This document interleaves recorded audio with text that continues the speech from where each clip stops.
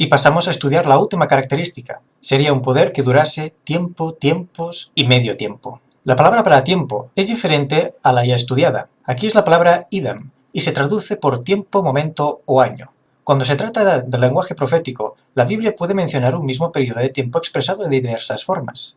En toda la Escritura solo hay otro libro donde se mencionen los 3 tiempos y medio, el Apocalipsis, con lo que se establece una fuerte conexión de contenido con este pasaje de Daniel y el de Apocalipsis. En los siguientes versículos se ponen en paralelo los tiempo, tiempos y medio tiempo con 42 meses y con 1260 días. Antes de leer los textos, precisemos que en la Biblia la figura de una mujer se usa para designar al pueblo de Dios, a la Iglesia. Es un símbolo muy frecuente. Aquí tenemos 2 pasajes de Daniel y 2 de Apocalipsis, en los cuales se ve claramente un paralelo. Y aquí que este cuerno tenía ojos como de hombre y una boca que hablaba grandes cosas. Y hablará palabras contra el Altísimo, y a los santos del Altísimo quebrantará, y serán entregados en su mano hasta tiempo, tiempos y medio tiempo. Este es el poder del cuerno pequeño. Y en Apocalipsis leemos, también se le dio boca que hablaba grandes cosas y blasfemias, y se le dio autoridad para actuar 42 meses, y se le permitió hacer guerra contra los santos y vencerlos. Y la mujer huyó al desierto, donde tiene el lugar preparado por Dios para que allí la sustenten por 1260 días. Y se le dieron a la mujer las 2 alas de la gran águila, para que volase de delante de la serpiente al desierto, a su lugar, donde es sustentada por tiempo, tiempos y la mitad de un tiempo. El conocido teólogo y filósofo Agustín de Hipona escribió: el periodo de tiempo, los varios periodos más y la mitad de un periodo equivalen a 1 año, 2 años y medio año, es decir, 3 años y medio. Y es que no hay duda entre los estudiosos que tiempo es 1 año, tiempos 2 años y medio tiempo medio año. Teniendo como base los datos que marca la profecía, 3 años y medio, 42 meses y 1260 días, llegamos a la conclusión de que los años en estas profecías se contabilizan en 360 días y los 12 meses en 30 días. De acuerdo con el principio hermenéutico de interpretación de día por año, en un contexto profético apocalíptico donde hay predominio del lenguaje simbólico, los días deben ser interpretados como años. Decir 3 años y medio o 42 meses es lo mismo que decir 1260 días.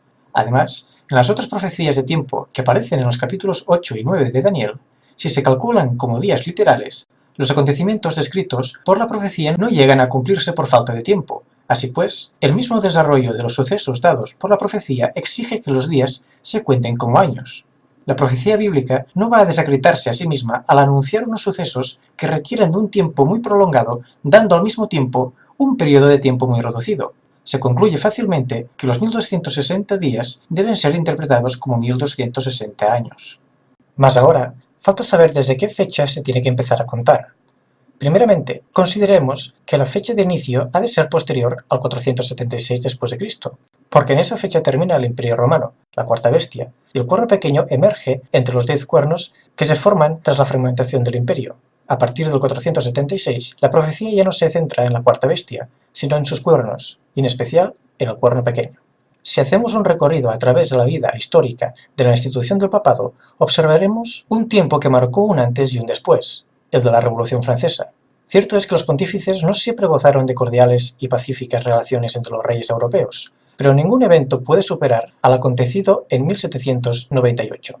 Los sucesivos delirios sobre la geocracia pontificia concluyeron con el irascible Bonifacio VIII. Promulgó las bulas Escucha Hijo y Una y Santa, para proclamarse como jefe supremo de los príncipes temporales. La respuesta que a esas bulas dio el rey Carlos V perpetró el saqueo de Roma, cometiendo toda suerte de abusos y desmanes. El Papa Clemente VII, hecho prisionero por los invasores protestantes, hubo que someterse al emperador. Pero, sin duda, uno de los adversarios más poderosos que en toda su historia política ha tenido la sede apostólica fue el laicismo. Ese movimiento que en los siglos XVIII, XIX y XX pretendió, en el nombre de la razón y la libertad, aniquilar cualquier influencia religiosa en el hombre, y en el cuerpo social y en el Estado. Desde 1798, y luego en otros países, los laicistas golpearon una y otra vez a la Iglesia y a su pontífice supremo con hostilidades que abarcaban desde la legislación discriminatoria hasta la guerra. Víctimas de esas hostilidades fueron, principalmente, Pío VI, Pío VII y Pío IX.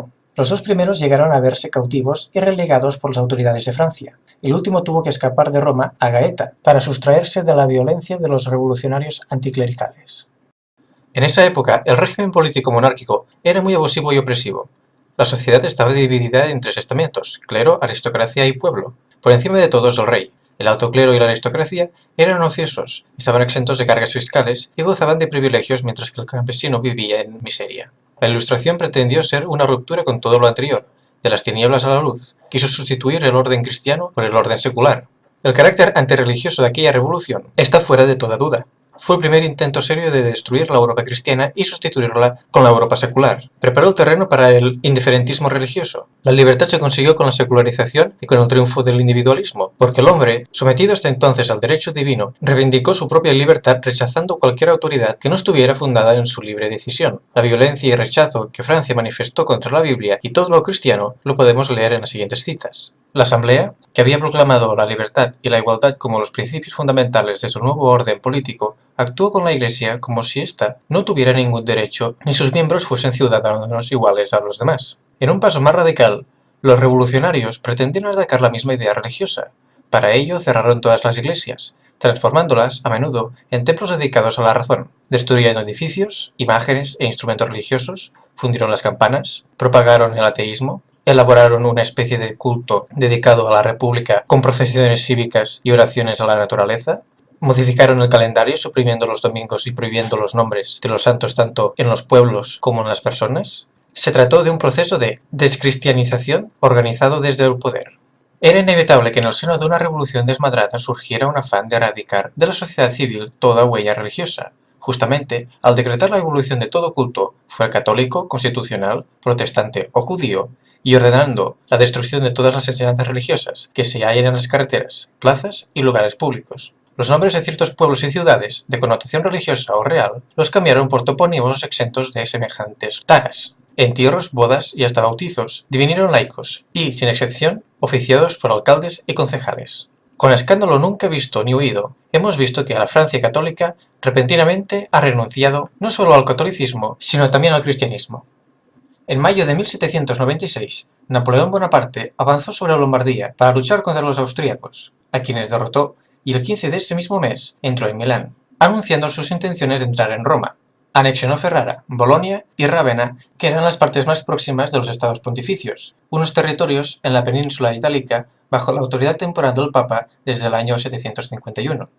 Si bien hombres realistas y contemporáneos intentaron adaptarse a la democracia y al régimen republicano, para el Papa Pío VI las cuestiones estaban mucho de ser así de sencillas. El huracán revolucionario implicaba el fin de las monarquías europeas, y el pontífice también era un príncipe temporal. Muchos vieron en el Tratado de Tolentino, que involucraba concesiones económicas y territoriales a los franceses por parte de la Santa Sede, el principio del fin del poder temporal del obispo de Roma. Un grupo de republicanos romanos decidieron plantar en torno a Roma una serie de árboles de la libertad, desafiando la autoridad eclesiástica. Comenzaron a reivindicar la expulsión del pontífice y la proclamación de una república que acabara con la vieja máquina de dominio eclesiástico, importando el modelo francés. Las tropas francesas entraron en la ciudad eterna el 15 de febrero de 1798. Unidos a los franceses, los revolucionarios italianos exigieron del Papa la renuncia a su soberanía, y en condiciones de enfermedad, el pontífice fue obligado a montarse en un carruaje y conducido en exilio hacia el norte. El gobierno de Napoleón, aparte de repercutir en los estados pontificios, socavó la ideología que había permitido al papado alzarse con la hegemonía.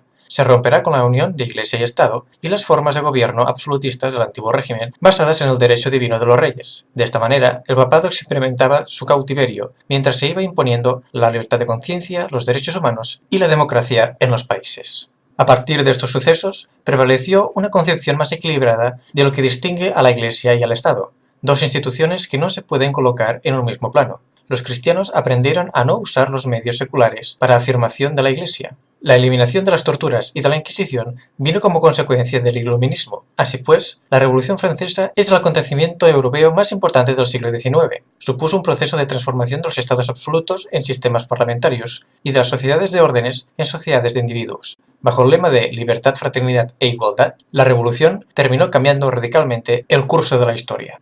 Las siguientes citas están extraídas de estos libros de historia.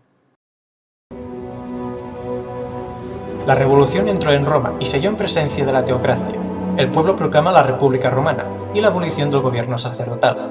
El Papa fue arrestado en 1798, mientras celebraba el 23º aniversario de su coronación. Durante la ceremonia, Haller, comisario general francés, le anunció al Papa que su gobierno había llegado a su fin. El pobre anciano pareció abrumado por lo abrupto de esta inesperada noticia. Haller y Zerboni, comandante de las tropas francesas en Roma bajo las órdenes del general Alexandre Berthier, se complacieron por este peculiar triunfo logrado sobre el obispo romano. Los guardias suizos del Papa fueron despedidos y un destacamento de soldados republicanos fueron puestos en su lugar. El poder temporal de los eclesiásticos ahora se había acabado por completo. El papado se había extinguido, no quedaba ni un solo vestigio de su existencia, y entre las potencias católicas romanas ni un dedo se alzó en su defensa. La ciudad eterna no tenía más príncipe ni pontífice, y casi se había lanzado ya el decreto según el cual no se permitiría que se levantara un sucesor en su lugar. El gran principio de la separación de la Iglesia y el Estado, que la Revolución Francesa había de dejar en el fondo de su crisol, se anunciaba desde lejos por medidas que, hiriendo el poder político de la Iglesia en el seno de cada reino, zapaban por su base el del papado. Joseph Rickaby, filósofo y sacerdote jesuita, comentó que cuando falleció el Papa Pío VI mientras era prisionero de los franceses, media Europa pensó que, con el Papa, el papado también estaba muerto.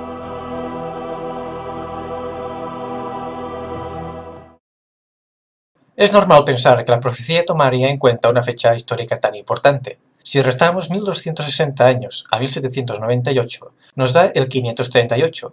La profecía nos decía que mientras el cuerno pequeño salía entre los 10 cuernos, 3 cayeron delante de él. Como consideraremos a continuación, los 1260 años comenzaron cuando los ostrogodos, el último de los cuernos, retiraron su asedio de Roma en el 538. Como mencionábamos, la primera gran carga de Justiniano fue la completa restauración de la gloria del antiguo imperio que los bárbaros habían dividido. Sus logros afectaron profundamente todo el futuro de Europa, y su intervención alteró todo el estatus del obispo de Roma. Sus victorias se obtuvieron sobre personas que, en gran medida, se adhirieron a las enseñanzas de Arrio. Al ser subyugados por la espada, renunciaron al arrianismo, mejorando así el poder del obispo de Roma, ya que quedaron automáticamente bajo su autoridad. En 535, Justiniano declaró una guerra contra los ostrogodos, y en ese mismo año Belisario conquistó Sicilia. El fin del asedio de Roma ocurrió en el 538, con sus filas adelgazadas por la batalla y diezmadas por la enfermedad. Los godos levantaron sus estacas y se marcharon a Rávena, dejando a Roma en posesión indiscutible del imperio por primera vez desde el 476. Según los datos del historiador Procopio, la pérdida de vidas en el asedio de Roma fue notable, pues además las bajas militares se debieron también a la hambruna y a la pestilencia. Desde el 538, los ostrogodos experimentarían un declive sin retorno hasta su total aniquilación. Así terminó el largo asedio de Roma por Vitiges, el rey de los ostrogodos. Un asedio en el que los números y las proezas de los godos se volvieron inútiles por la absoluta incapacidad de su comandante. Con corazones pesados, los bárbaros, al volcarlos hacia el norte, debieron sospechar la melancólica verdad de que habían cavado una tumba, más profunda y más ancha que todas, la tumba de la monarquía gótica en Italia.